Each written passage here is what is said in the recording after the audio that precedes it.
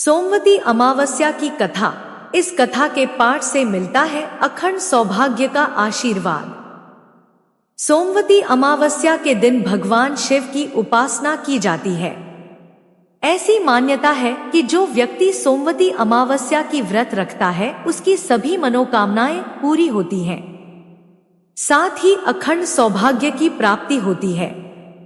इस दिन सोमवती अमावस्या की कथा का पाठ भी जरूर करना चाहिए। तो आइए इस विषय में कथा का श्रवण करते हैं। गरीब ब्राह्मण परिवार था। उस परिवार में पति पत्नी के अलावा एक पुत्री भी थी।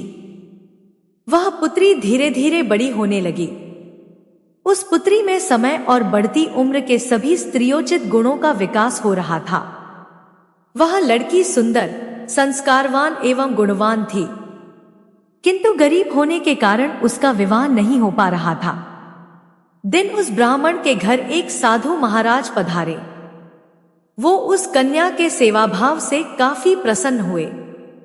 कन्या को लंबी आयु का आशीर्वाद देते हुए साधु ने कहा, इस कन्या के हथेली में विवाह योग्य रेखा नहीं है।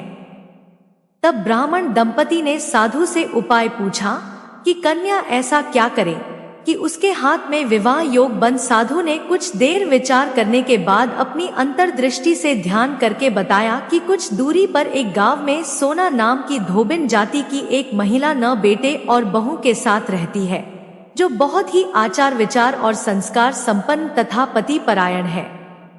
यह कन्या उसकी सेवा करे और वह महिला इसकी शादी में अपने मांग का सिंदूर लगा दे। उसके बाद इस कन्या का विवाह हो तो इस कन्या का वैधव्य मिट सकता है। साधु ने यह भी बताया कि वह महिला कहीं आती जाती नहीं है। यह बात सुनकर ब्राह्मणी ने अपनी बेटी से धोबिन की सेवा करने की बात ही। अगले दिन कन्या प्रातः काल ही उठकर सोना धोबिन के घर जाकर साफ सफाई और अन्य सारे करके अपने घर वापस आ जाती। एक दिन सोना धोबिन अपनी बहू से पूछती है कि तुम तो सुबह ही उठकर सारे काम कर लेती हो और पता भी नहीं चलता। बहू ने कहा, माँ जी, मैंने तो सोचा कि आप ही सुबह उठकर सारे काम खुद ही खत्म कर लेती हैं। मैं तो देर से उठती हूँ। इस पर दोनों सास बहू निगरानी करने लगी कि कौन है जो सुबह ही घर का सारा काम करके चला जाता है। कई दिनों के बाद धोबिन ने देखा कि एक कन्या अंधेरे घर में आती है और सारे काम करने के बाद चली जाती है। जब वह जाने लगी तो सोना धोबिन इसके पैरों पर गिर पड़ी। पूछने लगी कि आप कौन हैं और इस तरह छुपकर मेरे घर की चाकरी क्यों करती हैं? तब कन्या ने साधु द्वारा कही गई सारी बात बताई। सोना धोबिन पति परायण थी, उसमें तेज था। वह तैयार हो गई। सोना धोबिन के पति थोड़ा अस्वस्थ थे।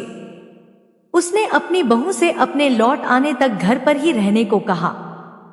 सोना धोबिन ने जैसे ही अपने मांग का सिंदूर उस कन्या की मांग में लगाया, उसका पति मर गया। उसे इस बात का पता चल गया। वह घर से निराजल ही चली थी। यह सोचकर कि रास्ते में कहीं पीपल का पेड़ मिलेगा तो उसे भंवरी देकर और उसकी परिक्रमा करके ही जल ग्रहण करेगी। उस दिन सोमवती अमावस्या थी। ब्राह्मण के घर मिले पुए पकवान की जगह उसने ईंट के टुकड़ों से 108 बार भंवरी देकर 108 बार पीपल के पेड़ की परिक्रमा की और उसके बाद जल ग्रहण किया। ऐसा करते ही उसके पति के मुर्दा शरीर में वापस जान आ गई। धोबिन का पति वापस जीवित हो उठा। इसके बाद से इस दिन का हर विवाहिता के जीवन में विशेष महत्व है। वे अपने पति की लंबी आयु के लिए व्रत पूजा संपन्न करके यह कथा सुनती हैं। कुछ समय बाद ब्राह्मण की कन्या का अच्छी जगह विवाह हो जाता है और वह अपने पति के साथ सुखमय जीवन व्यतीत करने लगती है।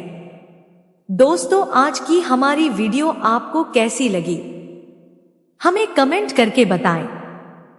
अगर आपको हमारी वीडियो अच्छी लगी तो कमेंट बॉक्स में जय मां लक्ष्मी जरूर लिखें। माता लक्ष्मी आप पर सदैव अपनी कृपा बनाए रखें। वीडियो के अंत तक बने रहने के लिए धन्यवाद।